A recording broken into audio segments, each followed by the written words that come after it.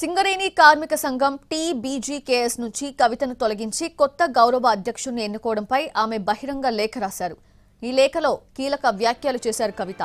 బీఆర్ఎస్లో కొన్నాళ్లుగా జరుగుతున్న పరిణామాలు మీ అందరికీ తెలుసు. పార్టీ రజతోత్సవ సభలో పార్టీ అధినేత కేసీఆర్ గారి ప్రసంగంపై వివిధ వర్గాల ప్రజలు వ్యక్తం చేసిన అభిప్రాయాలను నేను లేఖ రూపంలో తెలియజేశాను.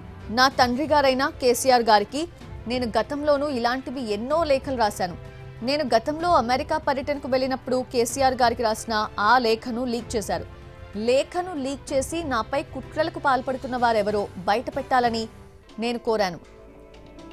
పార్టీలో జరుగుతున్న వ్యవహారాలను నేను ప్రశ్నించడమే తప్పు అన్నట్టుగా నాపై కక్షగట్టారు. ఆ కుట్రదారులే నన్ను వివిధ రూపాల్లో వేధింపులకు గురి చేస్తున్నారు. నేను అమెరికా పర్యటనలో ఉన్న సమయంలో కార్మిక చట్టాలకు విరుద్ధంగా టీబీజీకేఎస్ సెంట్రల్ కమిటీ సమావేశం నిర్వహించి కొత్త గౌరవ అధ్యక్షుని ఎన్నుకున్నారు. నేను టీబీజీకేఎస్ గౌరవ అధ్యక్షురాలి పదవిలో ఉన్నా లేకున్నా ప్రతి కార్మిక కుటుంబంలో సభ్యురాలిగా ఎల్లవేళలా మీ వెన్నంటే ఉంటాను అంటూ కవిత రాసిన లేఖ మరోసారి చర్చనీయాంశమైంది.